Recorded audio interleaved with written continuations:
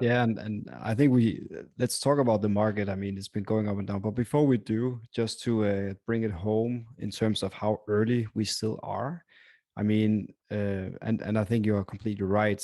Everybody feels like they're late to the party, even though they turned up early to the party. But Celsius, they have a target or a goal of getting the next 100 million users, I believe, into crypto. That's sort of their official goal, and they have less than 1 million users at this point, from what I remember. At least you can actually see it in the app. It's very transparent. So they're less than a percent. uh, they finished less than a percent of their goal. And then if you look at the active wallets, people who are actively using Celsius, I think they define it as having a certain position over, is it $500 or whatever. Then it's less than a quarter of a million, like is it Yeah, they have. 250,000 or 300? Yeah, something like that. Yeah, it's I believe last time I was told anyways, I believe the barrier for the active wallets is like $10 or more. It could be Yeah, 10 or $20, I right. can't remember, but it's yeah, one of those. And Fair then enough. I think they have at the moment, yeah, they have over 300,000 active Mhm. users. Right, But there's also like corporate. I'm not sure exactly the full breakdown, but there are some corporate accounts that right, and different ways that stuff is fed in through their APIs. So there's, yeah, potentially more than that, but at least 300,000 active wallets and getting right. close to a million. I think it's over 850,000 total signups. So like KYC'd individuals that haven't necessarily deposited anything, but they're fully KYC'd on the app, and like they could Mm, at any point, right? So they're considered, right. depends how you define things, but yeah, they're like you said, the point being it's less than 1% of their goal. Exactly. And Exactly. and I think like their goals are achievable, and yeah, given the project, like I think they will onboard a significant amount of users into crypto, just because Yield is the killer app, like one of the killer apps I see is a long-term killer app for sure. Definitely. But yeah, so for anyone who feels like they are late to the party, I think that's completely wrong and the wrong way of thinking about it. You're at the perfect time to join the party. Celsius is less than 1%, less than half a percent if you look at the active wallets to their goal. So yeah, a good time to jump in. And speaking of the market and jumping in, maybe don't jump in today because today has been a crazy day. Many cryptos are up 10, 15, 20%. Bitcoin jumped from, what was it, like 32,000 to almost 40,000 today. So it's been going up and down a lot these past days, and it seems like we are slowly but surely moving out of a potential bear trap into a new bull market, or a second stage of the bull market, if you will. But what do you see in the market going? You look at the data on a daily basis. It seems like you know much more about this. So Yeah, what's your like I takeaway? for sure. Yeah, I use primarily Glassnode. I look at other sites and other places as well, but Glassnode is, I believe, the leader in the space as far as the most amount of indicators and on-chain data, and they, yeah, I just like the way they lay things out. So yeah, I would say like a couple things. Like, well, yeah, we this fast move up, was a short squeeze as far as my Mm, understanding. mm, Yeah, there was, I think, when I was checking yesterday, there was at one point there was basically $750 million of short liquidations on Bitcoin, and about 100 million short liquidations on Ethereum in a 4-hour span. So once we were having like a pretty, what was causing that large move up, there was a lot of short liquidations. So yeah, that can happen, right? You get a short squeeze, and there was a lot of kind of I guess, yeah, in the overall market, it was kind of, it could have gone either way. Like the price was sitting like close to that $30 to $35,000 level for quite a mm, long time. Volatility was actually slowing down. Um, there's a lot of people calling for lower levels, 20,000 and things like that. The interesting thing when you look at the on-chain data is they can actually see, they can look at all the Bitcoin and when they were purchased and the volumes at different price levels. And so, yeah, with that metric, you're able to see, okay, what percentage of the supply has moved on chain at different price levels. So it's kind of like the cost mm, basis of the entire network of Bitcoin. And it's mm. it's a really unique thing because people look at TA, and TA also has a lot of value, and it's just a different way of looking at, you could say, TA, because you're seeing where because people psychologically, like a big thing with human psychology is, and this goes towards like resistant levels and support levels, is people don't like to sell at a loss. It's kind of goes against our human nature. Like people tend Mm. to at least want to sell break even or at some level of profit, and that's just like a human psychological aspect. So with this on-chain metric where you can see the volume at different price levels, what you see is you see a different form of you could say like that TA support and resistance. And what I noticed on chain was there was actually a huge percentage of the supply that had moved between 31 and 34,000. So we had actually 10% of the whole circulating supply that had moved in that band. And so yeah, that band has a lot of support and resistance, I guess potential resistance if we were to drop down to 20K. Mm. But these are new entries. Like these are people that have only really come in. A lot of these have only come in the last 6 months, Right.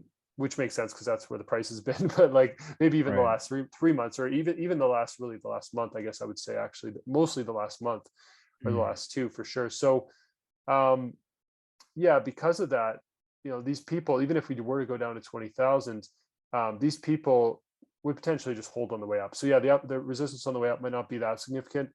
We do also have a lot of clustering of volume buying in the like 55 to 60K range, or like 50 to 60K range. Mm. So because a lot of people got in near the top, right? There was high Right. volume and high excitement at those levels. So those people, a lot of them have sold, and a lot of them are still holding, right? So Mm. I could, it is possible we see more resistance to do with this metric once we get up to those levels. I don't Right. see, yeah, like there's pretty smooth sailing as far as the on-chain volume at different price levels up until we kind of get closer to the all-time high. Right. So yeah, it's just one indicator, one metric, or one, I guess one on-chain data point is to see, cost basis of the network. When are people buying? Mm. And how am I compared to that? And what could that mean? So Mm. so one thing we did see for sure is we saw a capitulation at there was two different levels of main capitulation. So once we kind of dropped down from the all-time high, which I guess was April 14th, I thought it was interesting how, if you look at the 2013 cycle, we actually had our first peak of that two peak cycle it was April 10th or April 9th. um, and then this time was April 14th. Just a funny coincidence that it Mm. happened to be the same time of the year. Mm. So I just thought it was kind of interesting. But there's a lot of parallels to that 2013 cycle, and I don't believe history repeats, but I do think there's some rhyming and some patterns that you can find. There are a lot of Mm. things that are very different about this market cycle, but there are some you could say some things that do compare to that double peak cycle. But yeah, so we had, like, after we hit that peak April 14th, coming down with the price there, like we had a huge amount of realized losses. So a realized loss on chain, what that means is basically people are selling at a loss. Like there's unrealized losses, which is just paper losses where people are Mm. holding, they're underwater, but they haven't actually sold a position. Mm. But what we saw is um, we saw like 4.5 billion in actual realized losses on a single day. This was when we came down from 64K down to on the way down to where we are. We went through like at 37,000. There was $4.5 billion of people. I look at it as a capitulation event. So on a Mm. single day, if you look at the on-chain data, there it shows the candles for each day and how many people are realizing losses. And on that day, it was like an absurd, like I think it was like 3 or 4 times the average on a single day. Like every single day, there's people selling at a loss. Every single day, there's people selling at profits, right? Mm. But this day was like abnormally high. So it was Wow. more of a capitulation. And then the next day, we had another 3 billion of capitulation of sellers. And then that was on May 20th and May 19th. And then on June 25th, basically a month later, we saw another capitulation event where we saw 3.8 billion on a single day at 31,000. So we had kind of like capitulation on the way down at 37, and then a massive capitulation at 31. And so the point of saying all that is, when I was looking at the on-chain data, I was like, wow, we've already seen a lot of people that have sold at a loss, and we've already seen a lot of these weak hands being shaken out. And I Mm. saw this daily realized selling at a loss drying up over the last, like, since we had that second capitulation event, over the last I guess you could say month. Yeah, it was basically a month exactly. the average daily realized losses has been around 400,000 or 400, not 400,000, 400 million. So you can see the difference, right? You had days where we were talking like 4.5, like 4 billion in a single day. And Mm, since then, since those events, it's just interesting how everyone kind of sells at the same time. But since those events, we've actually mm, only been averaging for the last 30 days 40 or 400 million, and it's been downtrending. So right. to me, that basically indicates that the weekends have been shaken out of the market. Mm, Um, and then on the flip side, you can also look at realized profits, and that's to do with profit taking on chain. So that's kind of like the people that got in at lower levels. They were selling on the way up, and how it's the other side of the coin, right? Because people can sell for two reasons. They can sell because they want to take profits, or they can sell because they're tired of being underwater, and they, or mm, whatever reason, they want out of the market. So on the flip side, with the realized profits, what I also saw in chain was pretty much the profit taking had been finished. So over the last few weeks here, I was watching it and I was seeing that there was people that were taking huge amounts of profits on the way up. We had a day where there was $5 billion of realized profits on chain. And yeah. you can actually see with these candles when the smart money, you could say, or the people that got in at earlier levels, they're kind of dollar cost averaging out when they feel like the market's Mm, overheated. yeah. So yeah, we saw that. The point is that with both realized profits and realized losses, I saw the dwindling of that and a downtrending, and it showed me that the profit takers had already taken their profits over the last few months, and then the capitulating, or the weekends, whatever you want to call it, they also had kind of become exhausted, and so Mm, we really didn't have a lot of sellers left, kind of around the 30K level. We mm, also had, like, of course, the stuff going on with China. So you had some miners that were having to sell during their move from out of China. right. So I don't want to. I'll just keep talking. So I should let you let you talk, because I'll just keep going. No, I could talk about a lot of other factors, but yeah, if there's anything else you want to say, like, to direct my rambling here.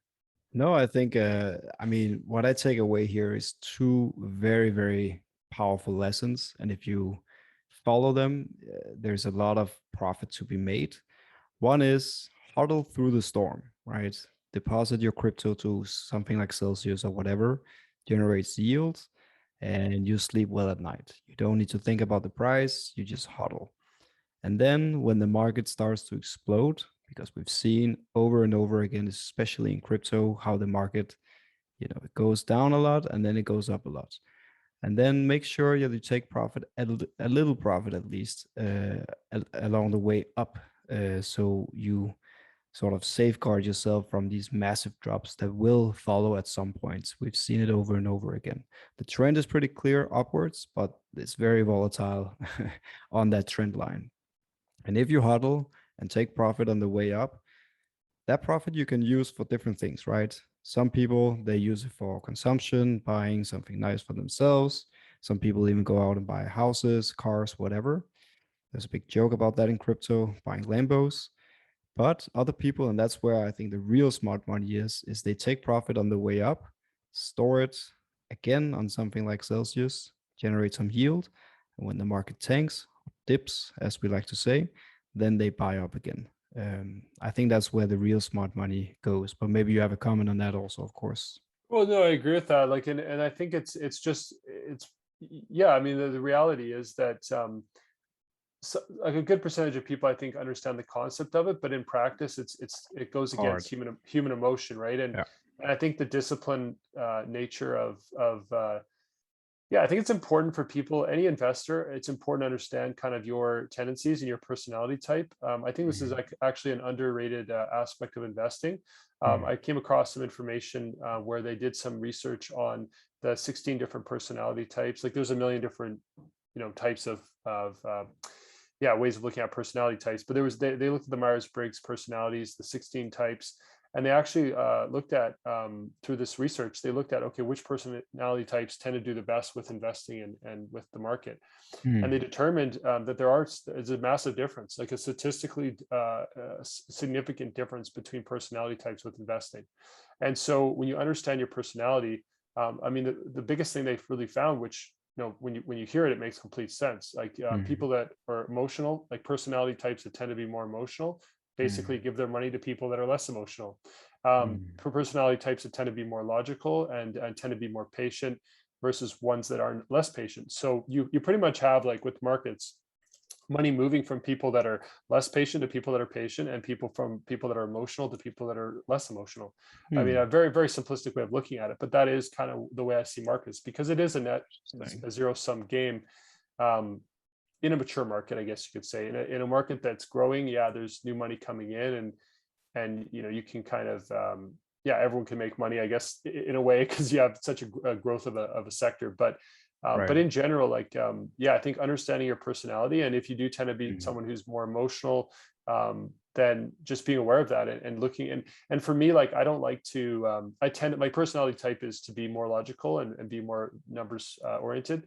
But for mm, me, like on, even though I'm already have that tendency, I actually just I double down on it, and I really focus on looking at hard data, and because mm, I don't want to be an emotional investor, um, and I want to have, I feel mm, more confident, and I feel just, yeah, I just feel better as an investor to because with crypto especially, like there's so many headlines, and there's so many things like that. It's funny because, yeah, we have that mm, meme, or that thing that came, like the FUD, or the fear, uncertainty, and doubt, like that whole mm, concept came to crypto because there is a level of manipulation, mm, to whatever degree people can decide to themselves. But there's headlines, and there's things that don't always check out, and it's hard to, if you're just looking at headlines, and if you're just like, because everyone looks at headlines, right? So if you're looking at the mm. same information that everyone else is, Yeah, you're most likely you're going to gonna do what everyone perform. else does. So Yeah, it's like, exactly. you got to be looking at stuff that's beyond, I would say, just the headlines, because a lot of times, yeah, things in headlines, there's alternative motives, and yeah, we can, yeah, For pretty much. sure. So And I mean,